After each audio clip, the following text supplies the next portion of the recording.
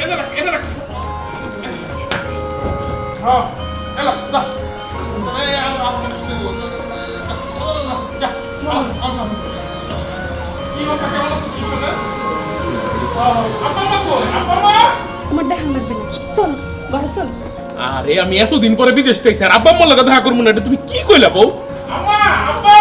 কতদিন আব্বা আম্মা স্যার আমার ব্যথা নেই করছে ও বাজান তুমি আইসো বাজান বাজান তোমার কতদিন দেখি না আমি ও বাজান তোমার আইতে কোনো কষ্ট হয় নাই তো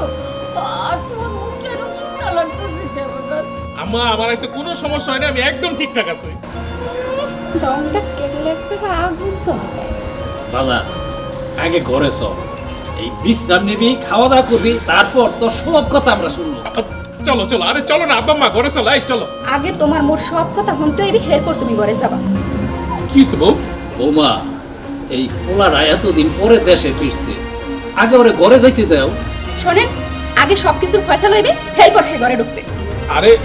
ফয়সালা মানে কিসের ফয়সালা আমি তো কিছুই বুঝতেছি না কি কইতাছো এইসব তোমরা জানো জান তুমি যখন বাড়ি আনলা না তারা দুইজনে মিললা মোর জীবনটা একেবারে তছনছ হয়ে গেছে এক দণ্ড করে শান্তিতে থাকতে দেয় নাই এইসব তুমি কি করতেছো আপনি এখন থামেন আম্মের পোলার সামনে এখন অ্যাক্টিং করা লাগবে না তুলসী পাতা সাজতে আছেন পোলার সামনে সিসি বৌমা তুমি এত ডাহা মিথ্যা কথাটা কেমনে কও আপনি থামেন আব্বা যা বুঝার আমি বুঝা গেছি আমার বউ মিথ্যা কথা বলার মতো মানুষ না আর আমি অনেকদিন ধরে চিনি তাহলে তুই কি কইতেছিস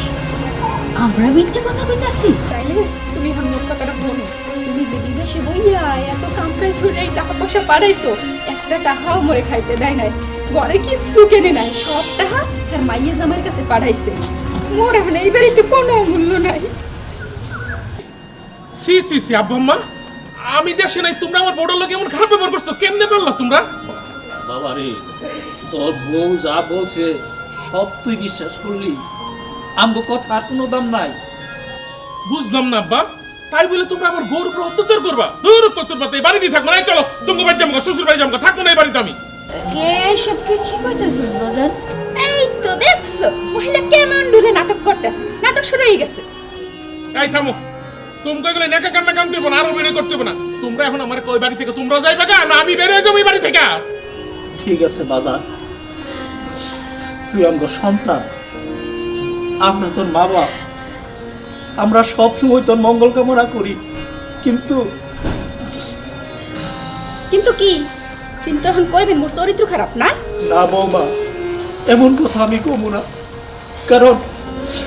উপরের দিকে থুতু ফেললে সেই থুতু নিজের গায়ে পড়ে। বাজান রে আমরা চলে যাইতেছি বাজান তুই ভালো থাকিস তুই শান্তিতে থাকিস বাজান চলো হাজরা আমরা এই বাড়ি থেকে বাইরে যাই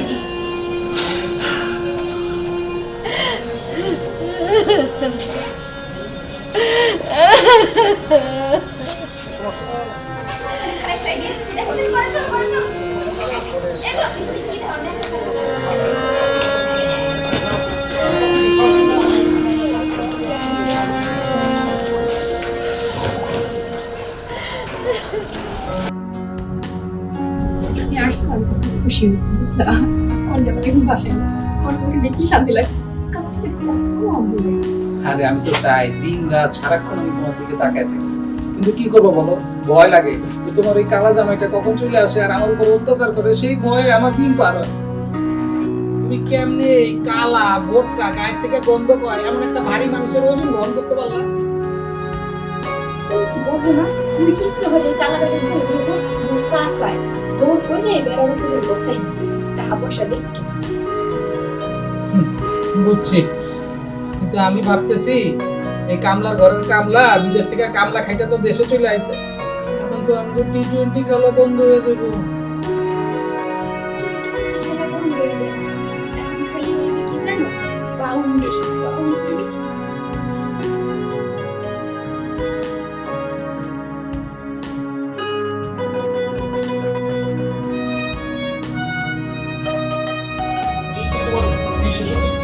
হয়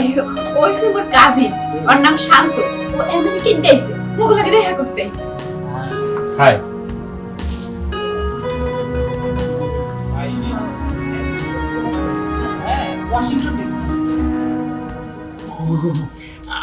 আমি শুনছি ওখানে নাকি সব আমেরিকান বড় লোকরা থাকে।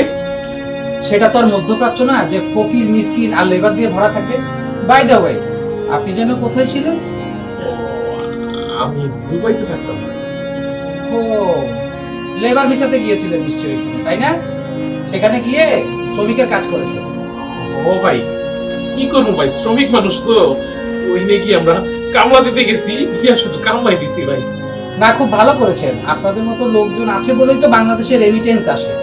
আর দেশে যেমন আমাদের মতো ধনী লোকের দরকার আছে, তেমনি কামলারও দরকার আছে। ওকে, তোমরা কি খালি এই বিদেশ নিয়ে আলোচনা করবা নাকি খাওয়া দাওয়া করবা? আমার না আসলে পেট ভরা, আমি হোটেল থেকে খাবার আনার সময় আমি খাইছি, তোমরা খাইলো। ওফ, আসলে এখনই আমাকে একটা জরুরি কাজে ঢাকায় যেতে হবে। আজ আর খেতে পারবো না, অন্য একদিন। তাহলে আমি আসি, সরি। সামর্থ্য, তুমি আমার অন্য কিছু মনে করো না।